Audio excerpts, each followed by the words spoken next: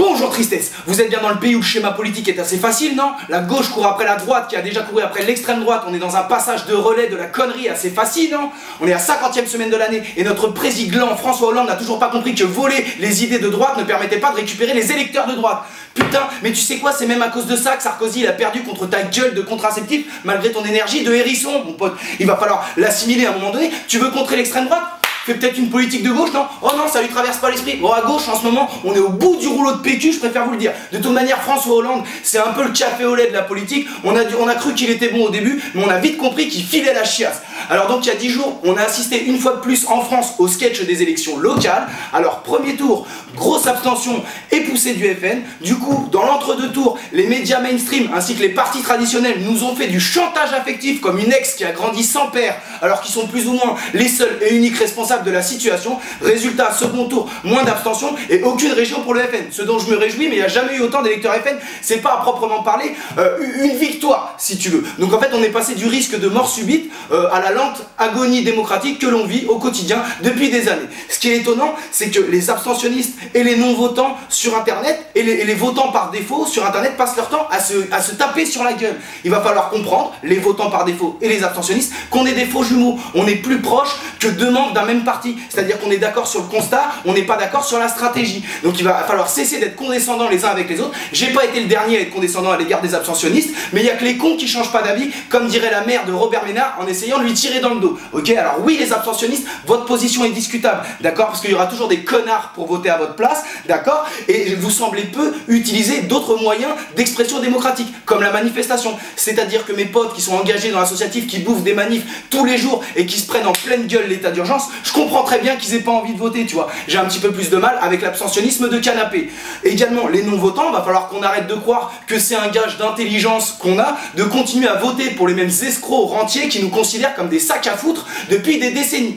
Donc voilà, à un moment donné, si on s'additionnait à ces gens-là, eh ben on serait quand même 70% à mon avis à en avoir ras-le-bol du statu quo. On pourrait essayer d'aller chercher quelque chose dans la convergence de nos exaspérations.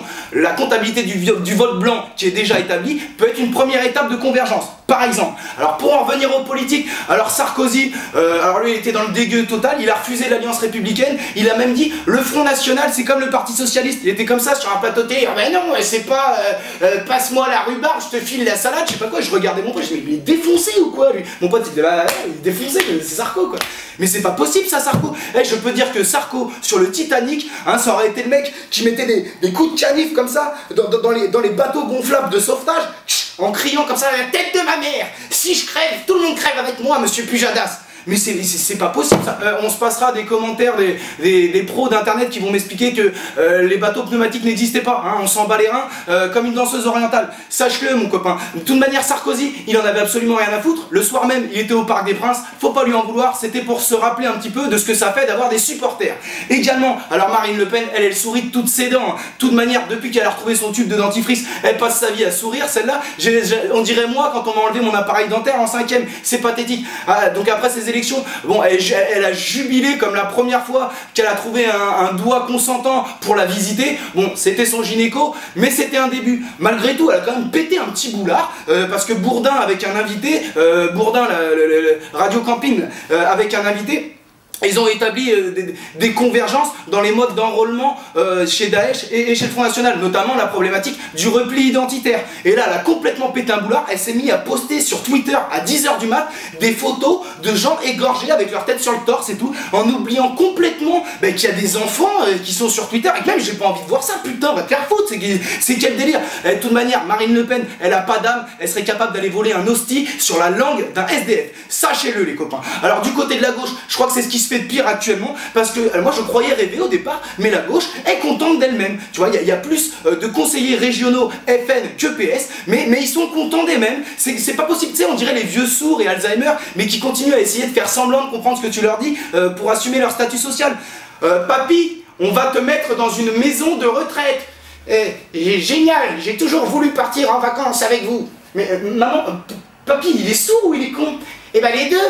Sinon on le dégagerait pas, putain, et vivement qu'on vous dégage en maison de retraite à gauche, c'est quand même insupportable. Je sais pas qu'est-ce que vous comprenez pas, les gens ils ont voté à droite, après ils ont voté à gauche, et la politique est la même, elle est uniforme, c'est normal qu'ils veulent vous le faire payer, bordel de merde. De toute manière, en ce moment le PS, moi je peux plus, putain ils me rendent nerveux comme quand je rêve que je vais à poil à l'école. J'en peux juste plus du PS. Avec l'état d'urgence, on est dans le grand n'importe quoi, on en a 2500 perquisitions pour 2 enquêtes ouvertes pour terrorisme. Putain, on dirait le ratio de tir cadré d'Edison Cavani. Ça va pas du tout. Mes potes arabes sont en panique. Ils se baladent avec leur carte d'identité dans la poche droite et leur carte de journée d'appel dans la poche gauche. Je fais partie des autres, je fais ma journée d'appel. Oh, et calmez-vous, les gens, les arabes en ce moment en France, il y en a, ils rentrent chez eux, la porte elle est cassée, ils se sont fait cambrioler, du coup ils appellent les keufs, ils disent ouais excusez-moi, on m'a cambriolé et tout. Et les filles qui font oui, vous êtes bougnoul? Oui, on vous a volé quelque chose? Non, je crois pas. Oh, ça ressemble à notre modus operandi. Roger, on est passé chez monsieur Amili? Ah ouais? Ouais, c'est nous, monsieur. Je vous souhaite une agréable journée. C'est ça la vie, c'est pas une vie. L'état de droit va falloir qu'il revienne quand même à un moment donné, non? Ça me paraît logique. Alors, je crois que la palme de la palme en ce moment c'est Béziers. Alors le conseil municipal de Béziers a validé l'idée d'une milice municipale. Alors tu sais quoi? Béziers, on dirait une télé-réalité du fascisme. On dirait qu'au bout d'un moment ils vont dire coupez, c'est bon, vous avez été parfait en fils de pute. On la refait pas, c'est parfait. C'est pas possible ça, c'est juste pas possible. De toute manière, on dirait que le corps de Robert Ménard a été pénétré par le malin. Selon les dernières rumeurs, le diable est rentré dans son corps et s'en serait plaint. Il dit mais putain, y a pas de place ici, fais des pompes, non? Robert Ménard, arrête de faire le fou, hein, parce que je te jure, toi, on va te faire du sale. Hein. Ouais, on va pas te respecter comme les graphistes de FIFA quand ils ont dessiné le visage d'Anthony Martial. Je préfère te prévenir. Et également, là, il y a le maire de Cholet, il a été relaxé, je crois que c'était en appel, pour ses propos sur les Roms, parce qu'il avait dit à un journaliste comme ça, Hitler, il en a peut-être pas tué assez. Bon, la justice a considéré qu'il tenait pas à ce que ses propos soient publics. Bon, de toute manière, les Roms, personne n'en a rien à cirer. Même mon Mac, quand j'écris Rom, le correcteur automatique, il me l'enlève, il me met rampe. Il veut pas en entendre parler, c'est incroyable. Les Roms, je vous plains. Alors, cette semaine, il y a 3 big ups. Premier big up à un mec, un millionnaire en Angleterre, qui était accusé de viol sur une fille de 18 ans, et il a dit, mais j'ai glissé, et mon pénis l'a peut-être pénétré par mes gardes. Et ben voilà, et ben vous savez quoi? Il a été relaxé. De toute manière, la justice, que ce soit pour les agressions sexuelles et encore plus si t'es riche, oh mais c'est du grand n'importe quoi, en France comme en Angleterre. Le mec limite il a dit excusez-moi madame, c'était pas du viol, c'était une baise un peu pénible. La justice a fait acquitté, va falloir arrêter avec ces conneries, on est dans le dégueulasse absolu. Également il y a un mec qui était coursé par les keufs aux États-Unis, il s'est jeté dans un étang pour leur échapper, il s'est dit je suis bon nageur, il s'est fait grailler par un alligator. Bon, va expliquer ça aux familles mon pote. Ah, il a voulu jouer à pile ou face, il est tombé sur la mauvaise face. Enfin il y a des mecs, ils voulaient rentrer, des mecs qui travaillaient chez ERDF, ils ont voulu aller en soirée, des collègues au bowling de Morpa, et ils se sont fait recaler. Alors déjà je sais pas qui c'est qui se fait recaler du bowling de Morpa, nous c'était notre plan Z, tu vois, c'est un peu mon secteur. Et du coup qu'est-ce qu'ils ont fait? Ils sont partis au central, crac, et ils leur ont coupé l'électricité. Oh putain, tu vas perdre ton boulot, mais t'es juste boutiste. T'as raison, des fois les videurs ils sont pénibles. Alors pour conclure les copains, on va conclure avec une citation de mon chouchou des chouchous, Arthur Rimbaud. Ce n'est qu'au prix d'une ardente patience que nous pourrons conquérir la cité splendide qui donnera la lumière, la justice et la dignité à tous les hommes. Ainsi, la poésie n'aura pas chanté en vain. Arthur Rimbaud, et bonne semaine de merde les copains.